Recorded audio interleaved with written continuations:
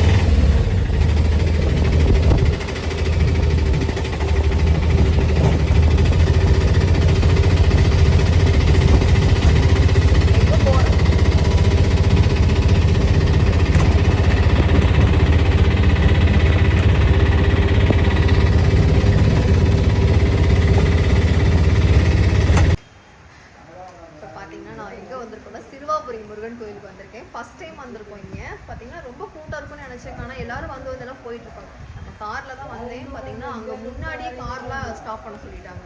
அங்கேயே நாங்கள் நிறுத்திட்டு அங்கேருந்து நாங்கள் ஒரு ஆட்டோ பிடிச்சி தான் வந்தோம். நாங்கள் ஷேரத்தில் வந்தீங்கன்னா அவங்களுக்கு ஒரு 10 பேர் உள்ள சேர்ந்தா தான் வருவாங்க. அது 20 ரூபா தான் ஒரு ஆளுக்கு. நாங்கள் என்ன பண்ணோம்னா 2 பேர் தான் இருந்தோம். எப்போ 10 பேர் சேர்றது?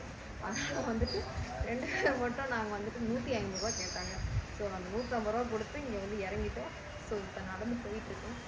தெப்பக்குளம் பார்த்து தெப்பக்குளம் வந்துட்டேன். சிறுவாபுரி முருகன் கோயிலுக்கு யாரெல்லாம் வந்திருக்கீங்க, யாரெல்லாம் வரல, இன்றைக்கி வேறு திருக்கல்யாணம் வேறு. ஸோ ஃபஸ்ட் டைம் முருகன் கோயிலுக்கு வந்திருக்கு. அது நம்ம இங்கே சிறுவாபுரி முருகன் கோயில் ரொம்ப ஸ்பெஷல்னு சொல்கிறாங்க. அதாவது நம்ம தொடர்ந்து ஒரு 6 வாரம் இங்கே வந்தால் ரொம்ப சிறப்புன்னு சொல்கிறாங்க. பார்ப்போம், இதனுடைய முதல் வாரம்.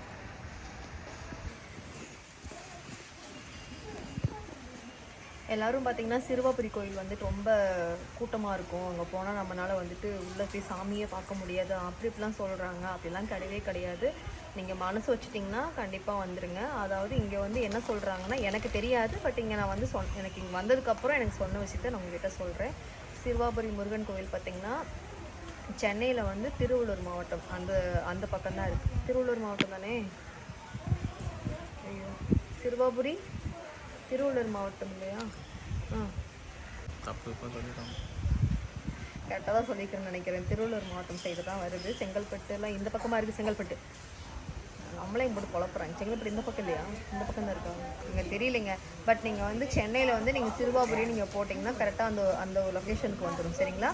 ஸோ இங்கே பார்த்திங்கன்னா நம்ம செவ்வாய்க்கிழமை தொடர்ந்து ஒரு 6 வாரம் தொடர்ந்து வரணுமா. நம்ம ஒரு நேர்த்தி கடன் வைக்கலாம். இங்கே நீங்கள் பார்த்துருப்பீங்க, அங்கங்கெல்லாம் இந்த ஒரு தாலியெல்லாம் எடுத்து கட்டியிருப்பாங்க. தொட்டில்லாம் வாங்கி எல்லாமே கட்டியிருப்பாங்க. ஸோ அவங்க பேப்பர்லாம் எழுதிலாம் போட்டிருப்பாங்க. இதெல்லாம் அவங்க அதாவது ஒரு தொழில் வேணும் அப்படின்றவங்க பேப்பரில் எழுதி மாலையாக கட்டி போடுறாங்க. வீடு கட்டுன்றவங்க பார்த்திங்கன்னா இப்போ நான் பண்ணியிருப்பேன், நீங்களே பார்த்துருப்பீங்க. ஒரு 101 ரூபா நம்ம காணிக்க வச்சோம். நமக்கு ஒரு 6 கல் கொடுத்தாங்க. வெத்தலை தீபம் மாதிரி நான் வெத்தலை தீபம் வாங்கி தீபம் போட்டு நம்ம காணிக்க வச்சு நம்ம சாமி கும்பிட்டு வந்திருக்கோம். ஸோ நம்ம நினச்சது நடக்கணும் அப்படின்னு சொல்லி இங்கே நிறைய பேர் ஒரு நம்பிக்கையில் இப்போ நல்லதே நடக்கும். ஸோ நீங்கள் தொடர்ந்து நமக்கு 6 வாரம் வரணும். இது என்னோடய முதல் வாரம். ஸோ என்ன கரெக்டாக வந்துடணும், எந்த தடங்களும் வரக்கூடாது. ஒரு 6 வாரம் கண்டிப்பாக வரணுன்ற மைண்டில் மட்டும் வச்சுருக்கேன். ஸோ கடவுளே, எந்த ஒரு ஃபங்க்ஷனோ எந்த ஒரு விஷயமோ எதுவுமே வந்துடக்கூடாது, முருகா அவன் சன்னிதானத்துக்கு வந்துடணும் அப்படின்ற மைண்ட் செட்டோடு இங்கேருந்து போகிறேன். நல்லா திருப்தியாக. இந்த 100 ரூபா டிக்கெட்லாம் போகாதீங்க. அதெல்லாம் சீக்கிரம் போகும். அதுக்கு 50 ரூபா டிக்கெட்டே பரவாயில்ல, இல்லாட்டி பொது தரிசனமே பரவாயில்லைட்டுருக்கு. வர்றாங்க, யார் நிற்க சரசரன்னு லைன் போயிட்டே தான் இருக்குது. அடுத்த டைம் வரும்போது பார்த்திங்கன்னா நான் 50 ரூபா டிக்கெட்லேயே போயிடலான் இருக்கேன். 100 ரூபா டிக்கெட் ரொம்ப கிட்ட நிற்கிறோமா, சீக்கிரம் போங்க அப்படின்றாங்க. இதுவே நாங்கள் 2வது லைனாக பார்த்துக்கோங்க, 50 ரூபா டிக்கெட் தான். நம்ம கூட நின்று கூட சாமியை பார்த்துட்டு வரலாம். ஸோ இதுக்கும் சாமியை பார்த்தேன். பட் நம்ம என்ன கும்பிட வரன்றது கூட கரெக்டாக கும்பிட கிளம்பு கிளம்பு கிளம்பு சொல்லிட்டாங்க. ஸோ இடையிலையாச்சும் ஒரு நாள் வந்து அம்மா அப்பா வந்து நல்லா கும்பிட்டுட்டு போகணும். ஆனால் இங்கே வந்து செவ்வாய் ஞாயிற்றுக்கிழமை 2 நாள் வரலான்னு சொல்கிறாங்க. ஸோ உங்களுக்கு எப்போ டைம் இருக்கோ நீங்கள் அப்போ வந்து சாமி கும்பிட்டு போங்க. செவ்வாய்க்கிழமை வந்தீங்கன்னா 6 வாரம் நீங்கள் தொடர்ந்து வந்து பிரார்த்தனை வச்சுட்டு போங்க, சரிங்களா? ஸோ இதோட நான் வீட்டுக்கு கிளம்புறேன். மழை பாருங்கள், காலையிலேருந்து இந்த வந்த மழை அப்படியே தான் இருக்குது. இப்போ மணி ஒன்று அதிகாலை 6 மணிலாம் கிடையாது, இது மதியம் 3 மணி என்னவோ தான் இருக்கும், சரிங்களா? ஸோ சென்னையில் இப்படி தான் இருக்குது கிளைமேட்டு. 3 மணியா? கரெக்டாக சொல்லிட்டேன், டைமே பார்க்காம சொல்லிட்டேன். கரெக்டாக மணி 3 மணிக்கு. இந்த 2-3 நாளாகவே தொடர்ந்து இந்த 3 மணி இப்படி தான் இருக்குது. வெயிலே இங்கே பார்க்க முடியறதில்ல. ஸோ சென்னை ஃபுல்லாகவே மழையாக தான் இருக்குது. இது இங்கே தான் வெளியே போயிட்டோம்னா நமக்கு அங்கேருந்து ஒரு ஆட்டோ பிடிச்சி இங்கே வரணுன்னா, நீங்கள் வரணுன்னா எவ்வளோ செலவாகும்? கிட்டத்தட்ட கையில் ஒரு 1000 ரூபா வச்சுக்கோங்க ஒரு ஆளுக்கே, சரிங்களா? ஏன்னா அங்கேருந்து வரணும், திருப்பி அங்கேருந்து வந்து வண்டி இந்த டைம் உள்ளே விடலை. அதுக்கு நாங்கள் ஒரு ஷேர் ஆட்டோ பிடிக்கல, ஆட்டோ பிடிச்சி உள்ளே வந்தோம். அங்கேருந்து 150, பெட்ரோல் ஒரு 500, இங்கேருந்து ஒரு 150. அதுக்கப்புறம் பார்த்திங்கன்னா சாமிக்கு மாலை இதெல்லாம் வாங்கினதுலாம் ஒரு ரேட்டு. அதுக்கப்புறம் வந்து இங்கே வந்து நம்ம வெத்தலை தீபம் வாங்கினது, விளக்கு நெய்வேலிக்கு போட்டது, சாமி காணிக்க வச்சது எல்லாமே இருக்கும். ஸோ எல்லாமே நீங்கள் ரெடி பண்ணிவிட்டு வந்து உங்களால் முடிஞ்சதை பண்ணிட்டு போங்க சாமி. தேங்க்யூ. திருக்கல்யாணம் ஆமாக்கா, அதனால தான் வந்து ஒரு மாலை போட்டு அழகு போட போறீங்களா?